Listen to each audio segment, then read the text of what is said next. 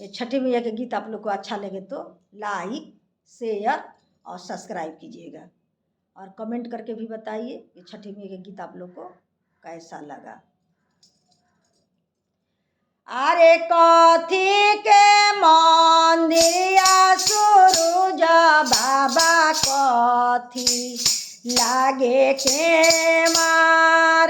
अरे कथी के चौकठिया सूरज बाबा शोभे लाहो दुआर।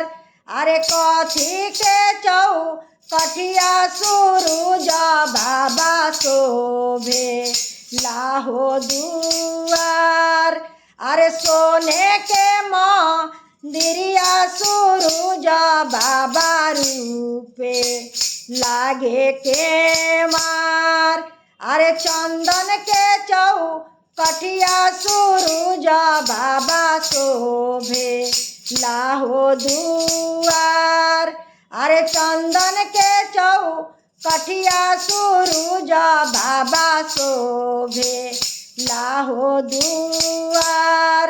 अरे लिपतली पता सूरज बाबा तारावा मोरो खियास। अरे तबो नामी टवला सूरज बाबा बजनिया तेरा हो नाम।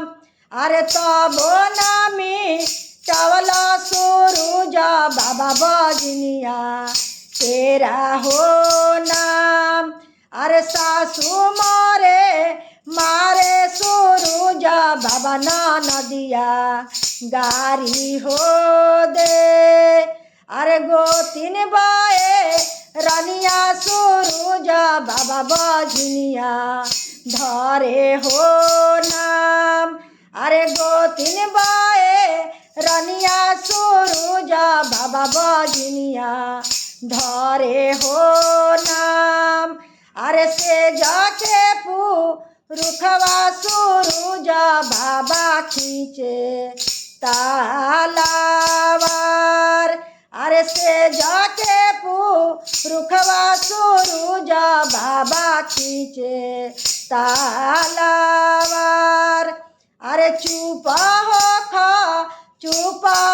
तिवाही पातोरवा लोरावा पोच। अरे तोहारा के देवाए तिवाही गणपति पूत।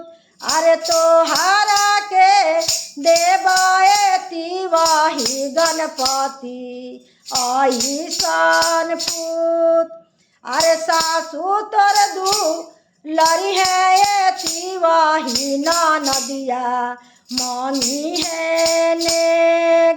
अरे सासू तोर लरी है ये तिवाही नदिया मांगी है नेग। अरे गोतिन बाए रनिया ये तिवाही लरकोरिया धरी है नाम। अरे गोतिन बाए रनिया ये तिवाही लरकोरिया धरी है नाम। अरे से जाके रुखवाए तिवाही कहिए बबुआ के माय। अरे से जाके रुखवाए तिवाही कहिए बबुआ के माय।